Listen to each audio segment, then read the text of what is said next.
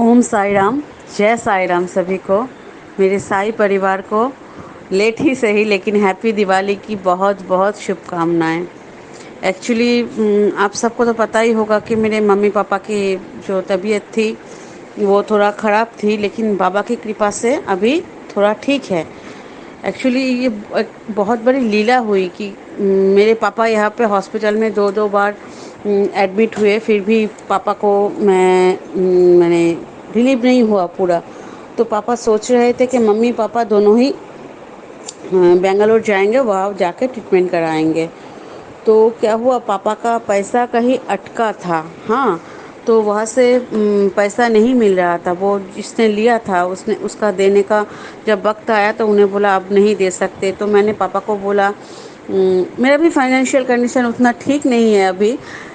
तो पापा बहुत डिप्रेस हो गए कि वो पैसा अगर मिल जाता, वो पैसा दे देते तो मैं बेंगलोर जाके ट्रीटमेंट करा आती। तो मैं बाबा से प्रे किया कि बाबा अगर वो पैसा पापा को मिल जाता तो पापा बेंगलोर जाके ट्रीटमेंट करा आते, मम्मी पापा दोनों ट्रीटमेंट करा लेते। प्लीज़ पापा पैसे का इंतज़ाम अब कर दो। लेकिन क्या हुआ, पैसे का इंतज़ाम तो नहीं हुआ, लेकिन अचानक मेरे पापा जब मैंने घर आ रहे थे बाज़ार से, तो वहाँ एक क्या बोलूँ, वो लाल वस्त्र में जो होते हैं ना वो बाबा जी लोग, तो वो मेरे पापा के बाइक के सामने आए और पापा को रुकवाया और बोला भिक्षा दे दे। तो मेरे पापा ने थोड़ा पैसा निकाल के पॉकेट से दे दिया।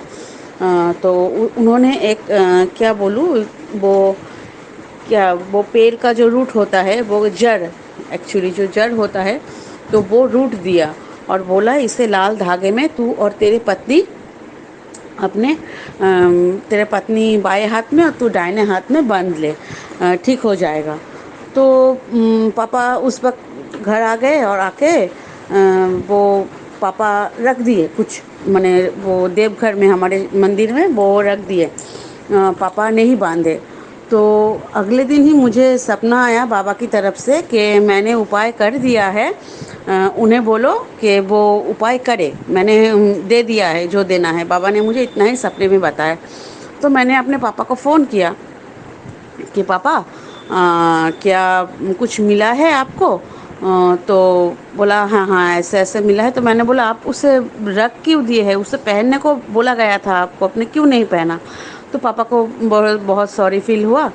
और मेरे पापा तभी उस दिन स्नान करके, वो गुरुवार था, पिछले गुरुवार, इस गुरुवार नहीं पिछले गुरुवार को मेरे पापा ने हाथ में बांध लिए और मम्मी ने भी हाथ में बांध लिए। और क्या बोलूँ, अभी बिल्कुल मेरे मम्मी और पापा स्वस्थ है।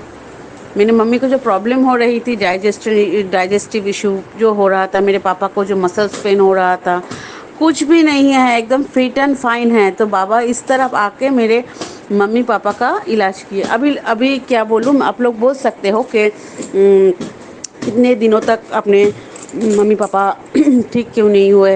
एक्चुअली क्या बोलूँ, वो एक कर्मा का फेज़ होता है। हाँ, एक कर्मा का फेज़ होता है कि जितने दिन हम जो दुख कष्ट दर्द भोगते हैं ना, वो हमारे पिछले कई जन्मों का कर्म होता है।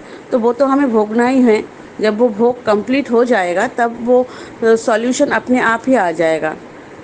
मैं पिछले कई बार बोल चुका हूँ कि जब जीवन में दुख तकलीफ दर्द आता है, इसके माध्यम से भगवान हमारे कर्म भी काट रहे होते हैं और ये हमारी परीक्षा भी होती है कि हम भगवान पे कितना देर विश्वास रख पाते हैं। दोनों ही चलते हैं।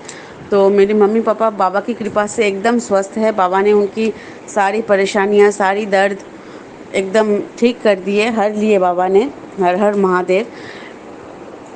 तो आप सभी का भी बहुत बहुत थैंक्स, आपने भी मेरे मम्मी पापा के लिए बहुत प्रे किया है।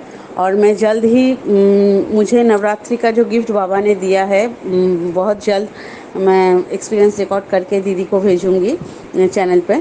तो आप सब सुनिएगा, बहुत सुंदर एक्सपीरियंस है। और आप सभी को एक बार बहुत बहुत दिवाली की शुभकामनाएं और छठी मैया की भी जय। छठ पूजा आ रही है, छठ पूजा में भी एंजॉय कीजिए। हाँ, बाबा की भक्ति में लीन रहिए।